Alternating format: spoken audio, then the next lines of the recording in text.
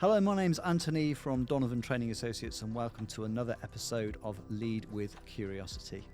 I'm delighted that today's guest, Zakia Khalid, she's an independent solicitor. She specialises in debt recovery and management. She also trains businesses on how to manage this as well. She's got some great tips to share on how to prevent getting from those awkward conversations about debt, and also mitigation to avoid going to court. Enjoy. Okay, so first of all, Zakia, thank you so much for your time. Delighted that you've joined us on Lead with Curiosity today. I'm going to start with a question about your choice of career. What led you to become a solicitor, if you don't mind me asking? I fell into it by chance. It wasn't something that I had mapped out even when I was at school. I kind of knew I wanted to work in law and enforcement when I was sort of in my early teenage years. For some reason, I wanted to join the police force. I don't know why. It just something that I wanted to do. That never happened. And then it was through a family friend. She said, Zakia, what are you going to do after your A-levels? And I said, I don't know. She said, what about a law degree? And I thought, oh, okay. So I went on to do a law degree, but I didn't have any sort of 3-year plan, 5-year plan. Like after my law degree, I'm definitely going to become a solicitor. I naturally then just followed the route to becoming a solicitor, which was to do my legal practice course and then get a training contract. Okay. So I just sort of naturally fell into it. Okay, and obviously debt recovery, and I should say for those listening, you specialise in debt recovery, and you also train businesses. I believe I'm right in saying in how to manage that. That's quite a niche area. What sparked your curiosity to get into that area of law? It was by default. I just qualified 2008 October time. I qualified in the August. October time, it was the height of the credit crunch. The law firm I was working at said, we're really sorry, Zakia, we haven't got any jobs for you. And I was like, what? I'm just qualified as a solicitor and I want to work. And then they said, well, actually, we've got an office in Nottingham. Do you want to go and work there? I've never been, well, I had been to Nottingham, but I was like, I've never really worked away from home. Right. But I want to work. And that office specialized in debt recovery and commercial litigation. I can't remember, 20, 30 people. And that's all they did day in, day out. And I went there to trial it out. And I stayed there for like 18 months until they closed that office and moved back to Stratford-upon-Avon. But I just fell in love with the work. It was so busy. And I'm a learner. And I was like, yeah, I'll do this and I'll do that in the work. So debt recovery just became something I naturally was good at. And I just really enjoyed it. Fantastic. So a bit of luck. It was luck, honestly. It wasn't something, because I think I had these little sort of dreams of maybe I'll become a city lawyer and work in the corporate world because it just looks nice. And, you see the TV programs. But actually, it wasn't like that at all. I ended up working in a city, but in a very specialised area, which was debt recovery and commercial litigation. And I've been doing that for the past 18 years. Okay. And it's interesting, your journey obviously started in practice, but now you are, you have your own practice, you're self-employed solicitor. How did you kind of fall into that, or was then that more of a conscious choice to set That up was on your definitely own? not luck. Okay. This is where I I was going truly... to say, you're doing yourself a disservice. You're talking about luck. I just did a law degree. There's a lot of work gone into this, No, right? this time it was a conscious decision and choice. I think I'd worked in private practice for quite some time. I think I just got a bit tired of the private practice model and tired of, I'm sure it goes on in every business, not just in the world of law, but, office politics. And I thought, I'm getting older. I want to do something by myself. Mm-hmm. And I think I've always wanted to have a dream, a business, but I didn't know what that business was going to be. And then naturally, again, because I had the skills, knew what I was doing, and my regulatory body introduced this new way of working, which was being a freelance solicitor. It's only in the last sort of 5 years that came about. So when I made that decision, that rule was there for me to apply for. And I just wanted to really try out being my own boss without having to be a law firm. I didn't want to be a law firm because of everything that goes on with becoming a law firm. So brave decision. When did you make that decision? How long have you been set up on your own? So the decision I made at the end of, I think it was around 2019, 2020. Okay. And then 2021, I think I applied for my freelance practicing rights. And 2022 was when I went full time self-employed. Fantastic. I never So looked 4 back. years in May, I believe it will be. Okay. I look forward to celebrating that with you. Now, one of the things that really struck with me when we first met, I don't know if you remember, you said this to me or not, but you said to me, everyone deserves to be paid for the work they do and on time. And it was a really simple thing, but I thought, yeah, do you know what? That really resonates. Generic question, but why do you think so many businesses struggle with that, enforcing that principle of being paid on time? I think because a lot of businesses, they concentrate on simply doing the work, getting the orders in, getting the clients on board. And because they're building those relationships, when it comes to getting paid, and if they haven't been paid on time, they don't really want to have to say, well, when am I going to get paid? I think it's that tricky subject of, well, I've done the work for you, now you need to pay me. So I think, but yeah, I still stand by that statement. I still strongly, and even more so now, actually, when I have a lot of small businesses that come to me, where a couple of £1,000 is a lot of money to them, and they've done a really good job. They've done exactly what the customer asked them to do, and now they haven't been paid, and they're like, this is just so unfair. Right. So yeah, I do believe businesses deserve to be paid, but I think for them, it's having the confidence to have that conversation with their customers and clients without it getting ugly. Okay, well, let's talk about that because I know you've got lots of kind of advice and tips about how businesses can manage that. For business owners listening, are there any kind of early warning signs that a client might be a late pay or even lead to bad debt that you're aware of? Yeah, absolutely. I think when you check your invoice payments, if they're not coming in on time, those payments, that is a sign in itself. Where your customers or your clients go completely silent on you, you send them those reminders, they're ghosting you, that's a warning sign. But even before that, you can do credit checks. Before you even take on a client, carry out some credit checks on their business. Is it healthy? Have they got any CCJs? And how would I go about doing that if I've never done that before? I think that sounds like really sensible advice, but how do I even go about doing those checks? So those checks, there are specialist companies out there.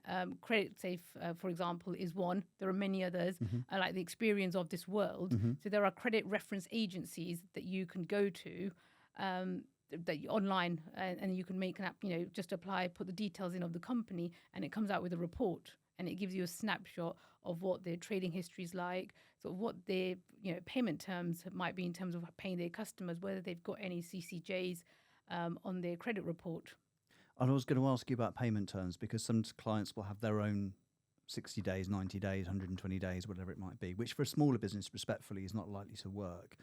How early should clients engage with that payment terms conversation with the client? I think right at the outset. Okay. Right at the outset, when you're in the process of negotiating a contract or taking on a client, make it really, really clear to them when they're signing your T's and C's that actually these are my payment terms. Yeah. So that make sure it's in writing as well. Okay.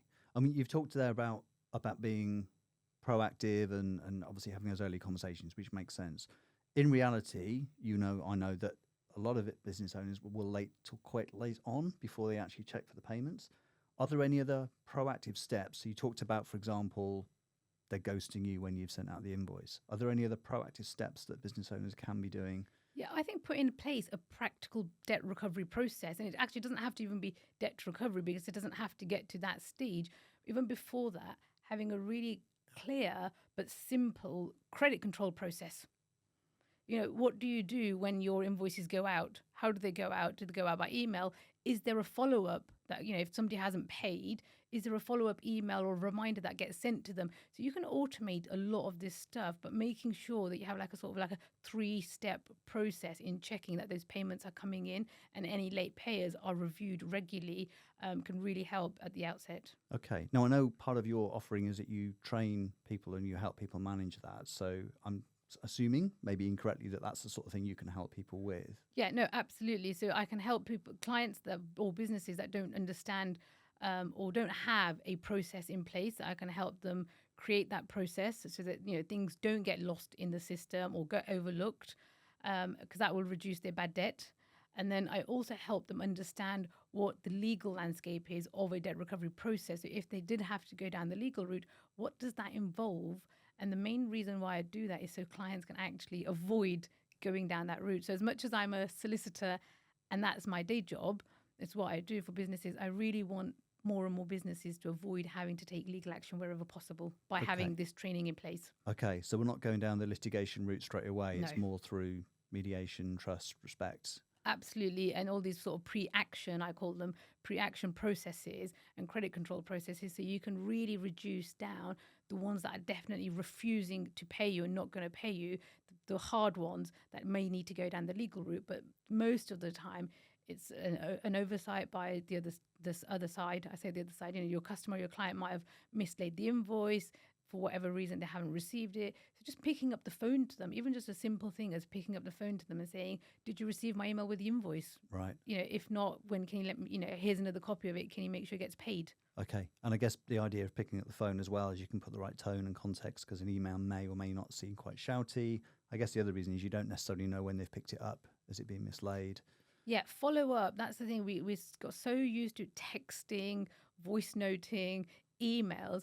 And I feel like just the simple art of picking up the telephone to the finance department, the accounts person, whoever is responsible, is lost, and we don't do it enough. Okay.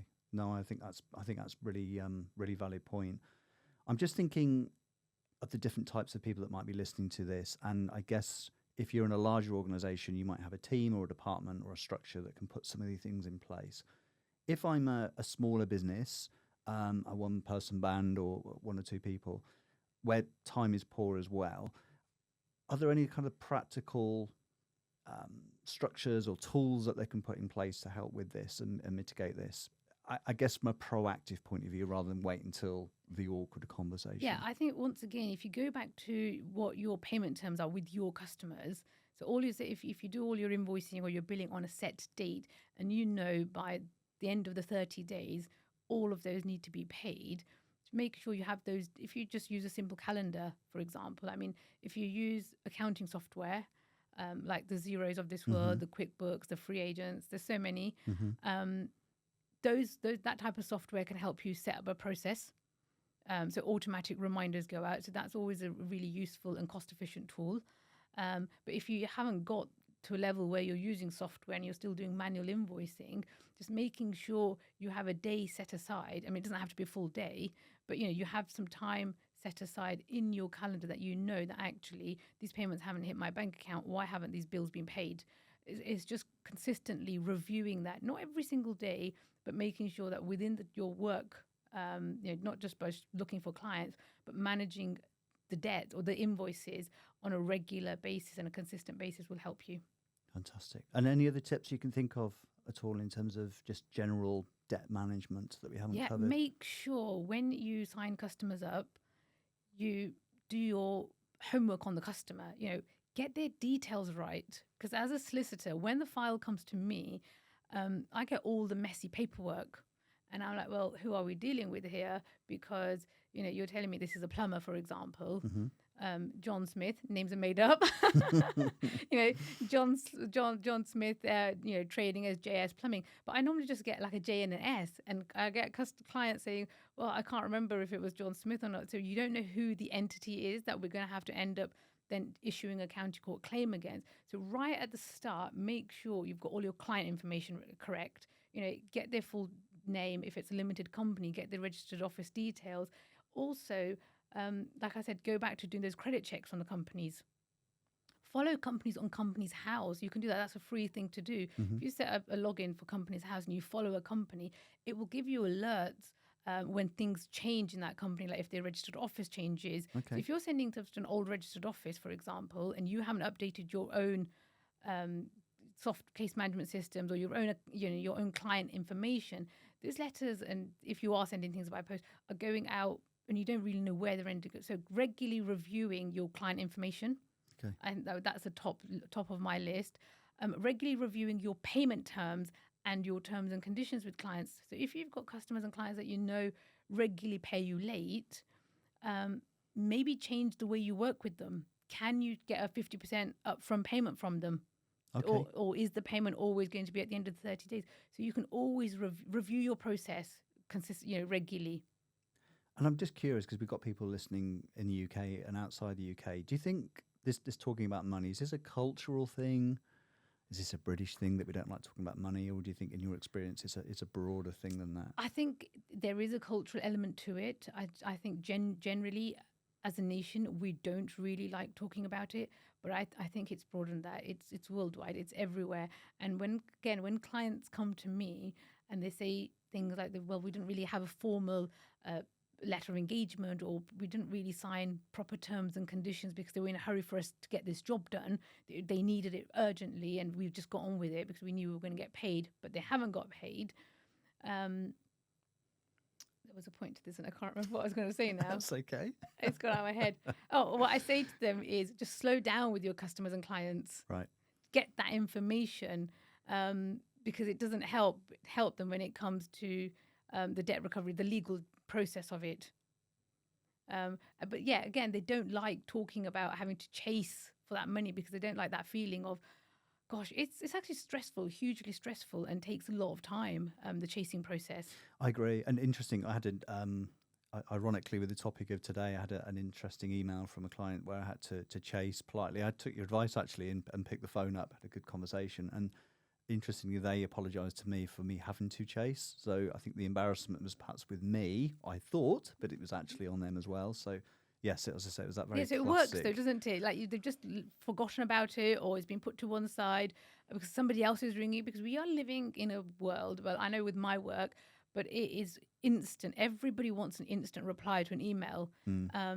And sometimes the next one comes along and you're working halfway through something, and the next email or the next call or something comes through, and things do get put to one side.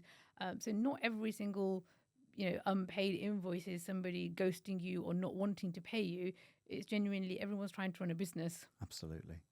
Speaking of, going back to you and your business, I'm curious because you've made a really brave move to set up on your own. What are the next steps for you in terms of your business and where you want to take it next? Well, it won't be massive, my business, because as a freelance solicitor, there's only so much I can do in terms of I'm not allowed to have employees and the way I'm regulated. But I just want to continue to spread the word about debt recovery doesn't have to be dirty. Chasing or asking for your payments, doesn't have to be ugly. It can be done with compassion. It can be done properly, and it doesn't have to be taboo either. Like there's no shame. I go back to one of my points earlier, actually, which I've just remembered, was when clients come to me and they haven't signed those formal terms and conditions. They say to me, Zakia, we did this in a hurry. We haven't really got a proper contract. And they're a little bit embarrassed. And I always say to them, they won't be the first and they won't be the last. Because even now with the amount of resources and people using AI to draft contracts, and which aren't always the best thing to do, but there are a lot more tools available. The amount of business people do still informally is regular. Right. You would think every single business now will get a contract in place first. It doesn't always happen. Okay, so get those contracts in. Doesn't have to be too formal, but get something in writing. Get something in writing. It doesn't have to be long. It doesn't have to be complicated, but something really simple, about what you're going to deliver, what they're going to do, what your payment terms are, and what happens if they don't pay you, is a really good thing to have on a piece of paper. Fantastic.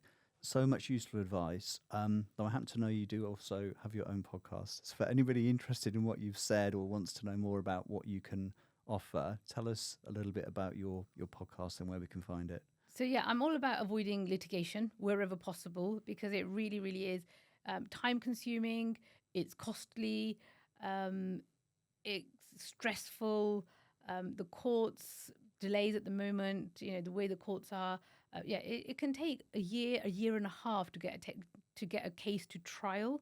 Wow. If you're lucky. Sometimes I'm hearing it's taking 2 to 3 years. So you don't want to be in that position. So myself and I've got a co-host called David Goldberg, we decided we wanted to get a message out there about mediation. Okay. David, my co-host, is a mediator. I've used his services.